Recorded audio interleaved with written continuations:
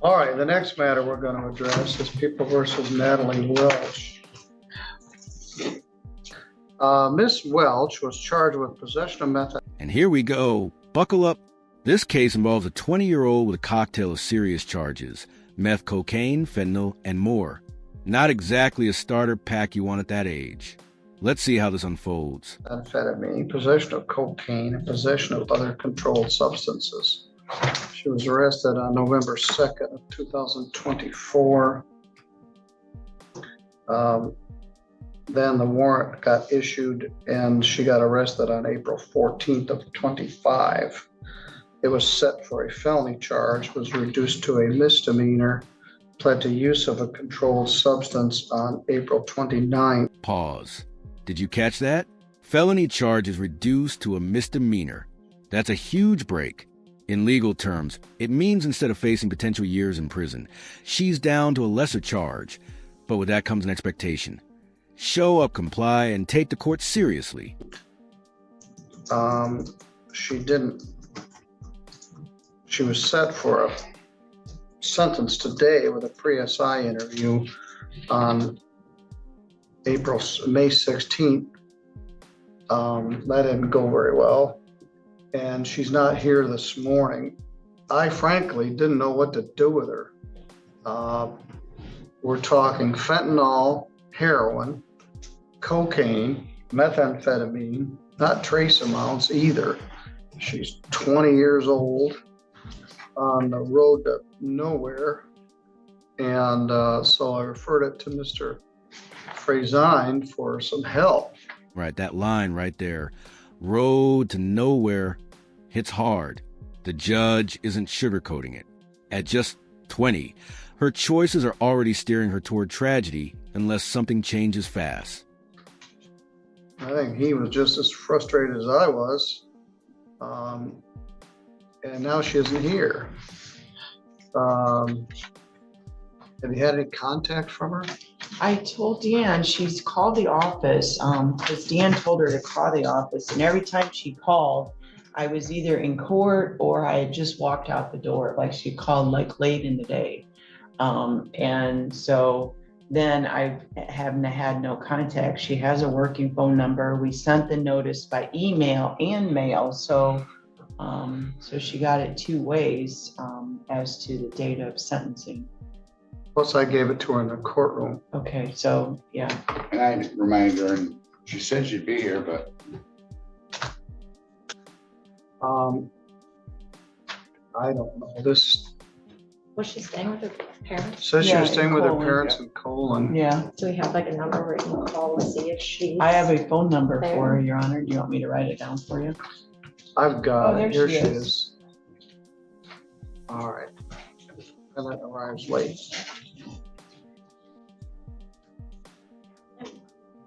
She finally shows up. Question for you. When a defendant strolls in late to their own sentencing, how do you think that sits with a judge? Spoiler, not well. All right.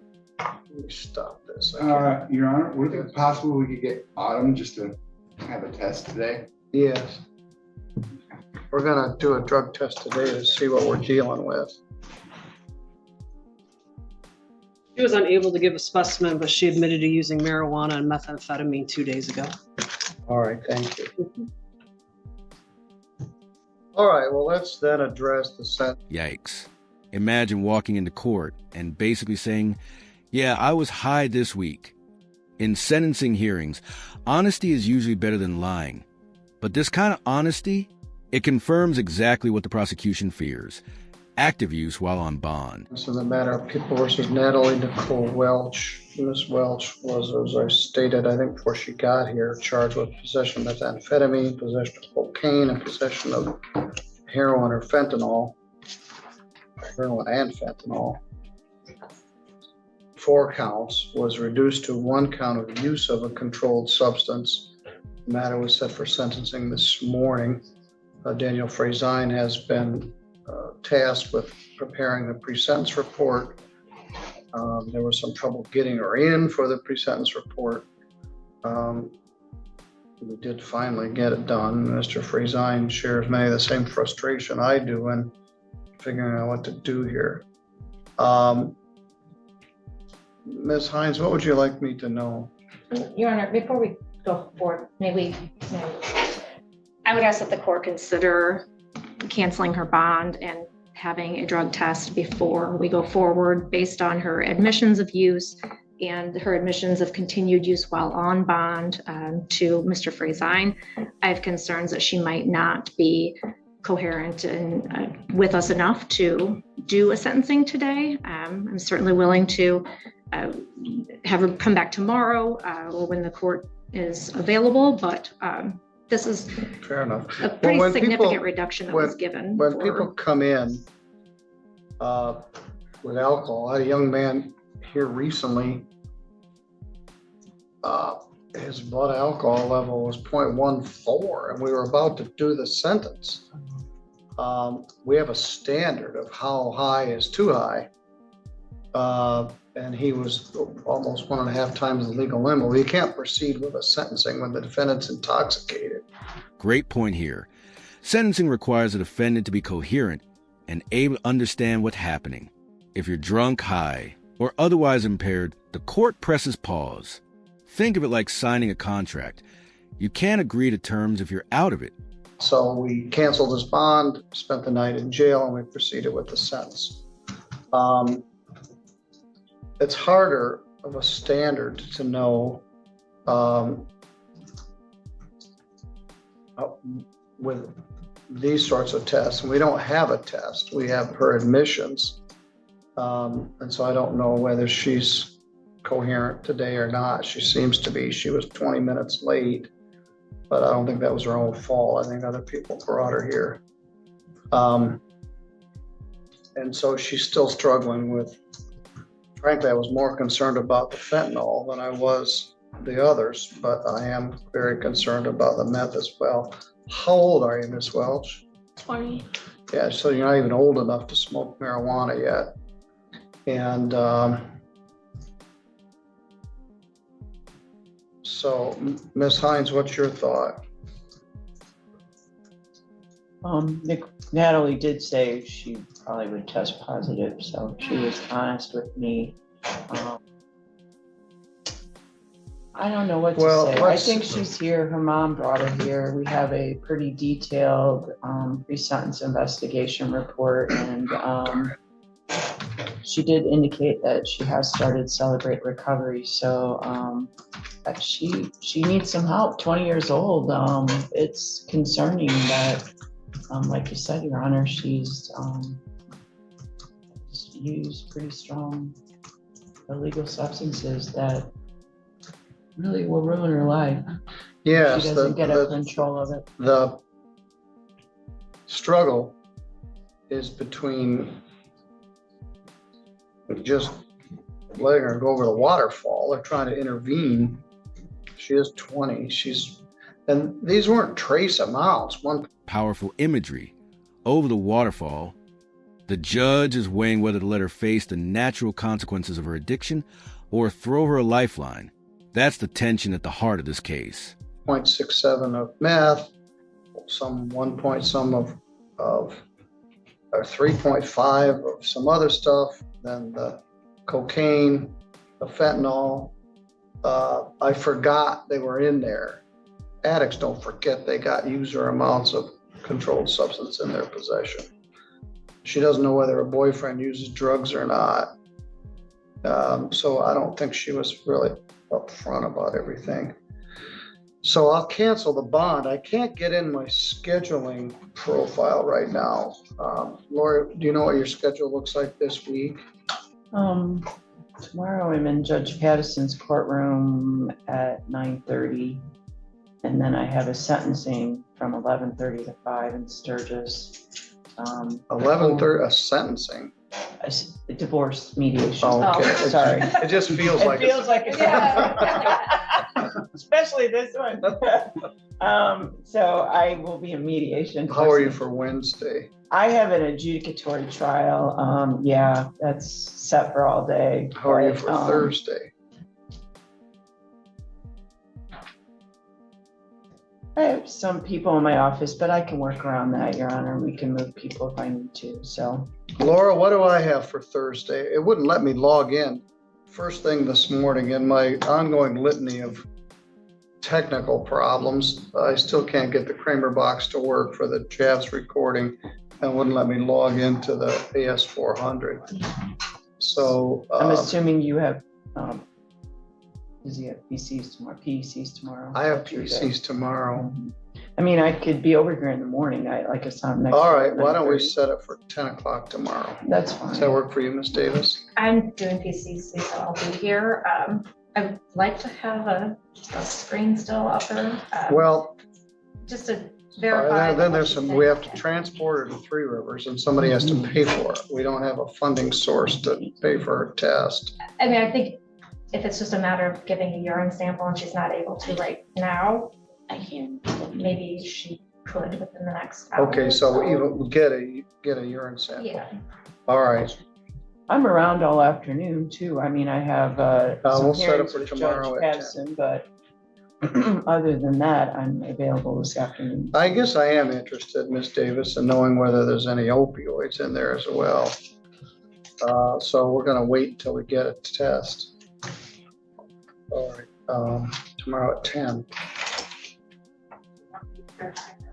Let's see what I got. No, I tried to call Chris because it won't let me in the AS400. But Thursday would have worked also.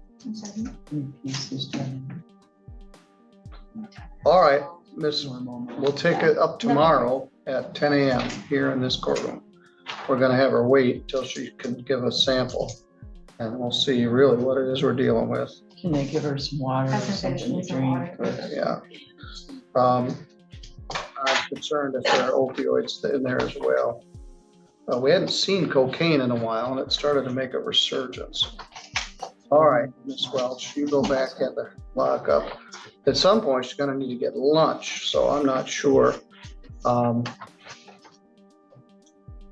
We'll work with Autumn and see what we can do. Maybe call out there and have them say we're free. That you want her taken to the jail then, sir? Hold on to her for now, then we'll see what Autumn wants to do. Stand up, put your hands behind your back, please. Should I leave her phone in here? Because we're not. Natalie, I'll take this.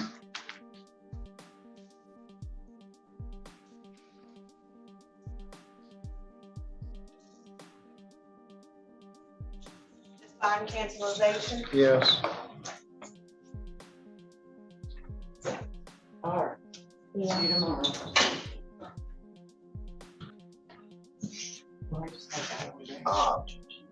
Is Miss Welch here? Okay. You heard the results. I She only was heard positive of for the- everything. Lori, Lori. your client was positive for methamphetamine, fentanyl, cocaine, And there it is, the toxic bingo card. Positive for almost everything. Marijuana, meth, cocaine, fentanyl.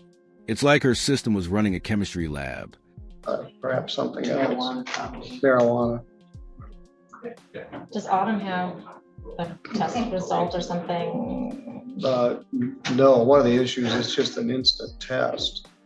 But her report back to the court was the defendant was positive for Sort of meth? methamphetamine, fentanyl. marijuana, fentanyl. Does it show levels or just? No, it doesn't. That's, Just what she's. it's an instant test, so the levels would have been high because it's not a very discriminatory test. Well, I think from watching her come in. Already has concerns that she is detoxing. I did meet with her. They believe she's in her beginning stages, so she is a little fidgety. Would you, well, let's see. Anxious, so. She's positive for opioids and methamphetamine. If we wish to continue it, her family's here. We're going to return to a sentence that we began yesterday. People versus Natalie Nicole Welch. Good morning, Ms. Welch. You're here with your lawyer, Lori Hines. You pled guilty to a charge of use of a controlled substance I referred the matter for a pre-sentence investigation, and Daniel Frazine prepared a pre-sentence report. Mr. Frazine's not available this morning because he has a family emergency. He called me first thing. But he stands by his report. Ms. Davis was here yesterday, and your lawyer, Ms. Hines. We asked to do a drug test, and you had represented that you weren't able to provide a specimen. You would be positive for methamphetamine and marijuana. Ms. Davis's position was, I would really like a test. So we waited. Actually, you waited through the lunch hour, and Autumn Kiefer from our probation department did a test, an instant test, and you were positive for everything: methamphetamine, fentanyl, heroin, cocaine, and marijuana. 20 years old. And frankly, it scares me. I understand that you've been in custody overnight. You may be withdrawing for some or all of these substances. How are you doing this morning? I'm doing fine. All right, so you want to proceed with the sentence? Yeah. All right. Ms. Hines, in light of everything that's transpired since yesterday, anything else you'd like to say? No, I did meet with Natalie. I told her what her test results were. I asked her questions because I know the jail staff was concerned that she was starting to detox. So we had a discussion about health insurance and possible rehab, and she definitely needs some help. Jail time would only give her forced sobriety and not really work on issues, the underlying issues of why she continues to use. And it's my understanding from talking to another attorney that had her previously, this has been going on for about 5 years. Yeah, and you're 20. Ms. Davis, you were astute in asking for a final test rather than just her representations. Anything else you wish to say here? Your Honor, after the hearing yesterday and hearing what substances she was positive for, obviously the concern was that she's on bond for what were felonies, reduced to a misdemeanor. At age 20, she has got an addiction that is so significant that she can come into the courthouse with those substances in her system and still appear relatively, quote unquote, normal, speaking, walking, not passed out. I did inquire from an individual that knows her from school to see what's the background here. And I don't think that Natalie realizes how many people care about her and are pulling for her and want her to do well, and recognize that she had a very difficult upbringing, very difficult family situation, and perhaps that's not the healthiest place for her to be in order to be sober. With that in mind, I would ask the court to consider doing a period of 90 days jail up front, that if she is able to get into an inpatient rehab facility. This is called a shock sentence. Give someone a taste of jail time up front to, well, shock them into realizing what's at stake. It's often paired with rehab, giving the defendant structure and hopefully a fighting chance. That she'd be allowed to do that, but it would be as a term of this so that she wouldn't be able to just voluntarily sign out. And that upon completion of the 90 days or completion of that inpatient, that she would then be on probation.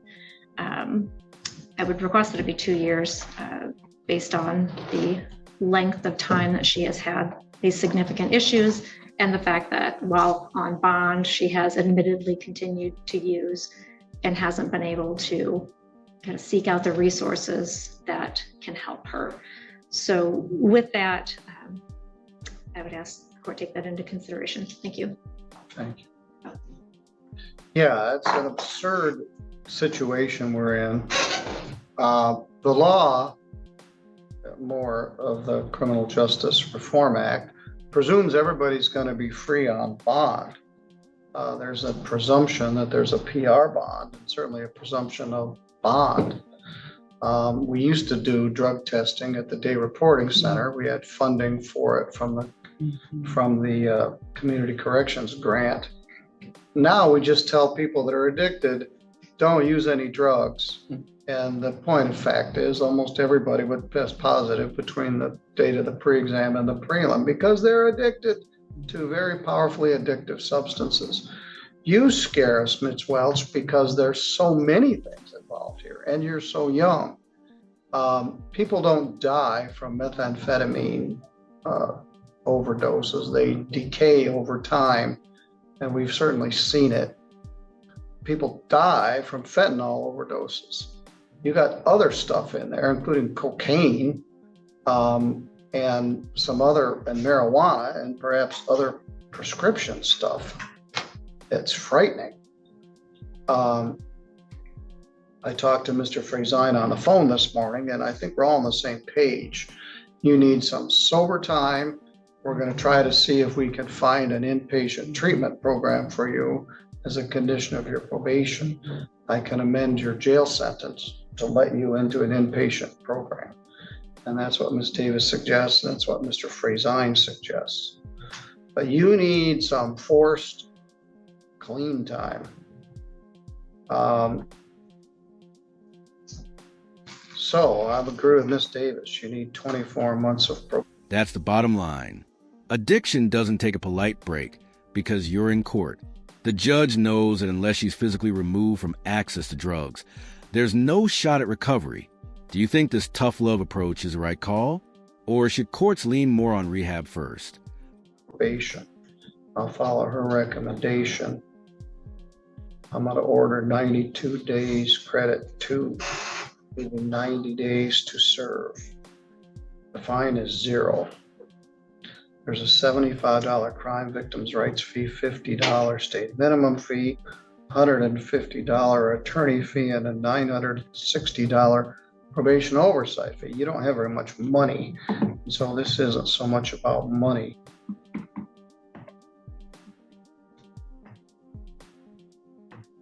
$12.35. No drugs and no alcohol. Test as directed. You also need other treatment. May be released to an inpatient treatment facility if we can find one.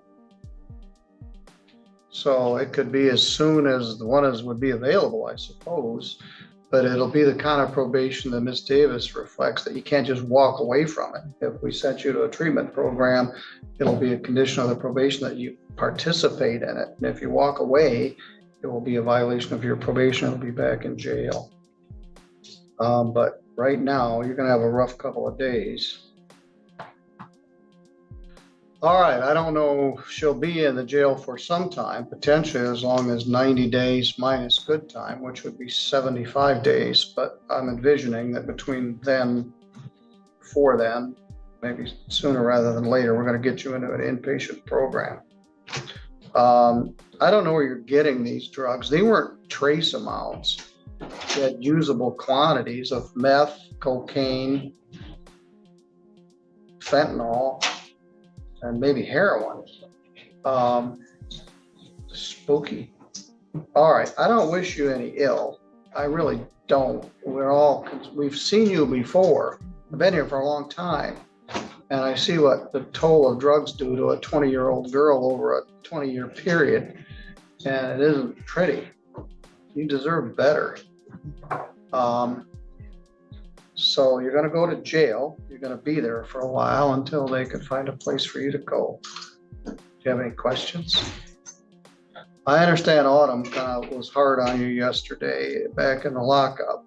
I think she gave you some good advice.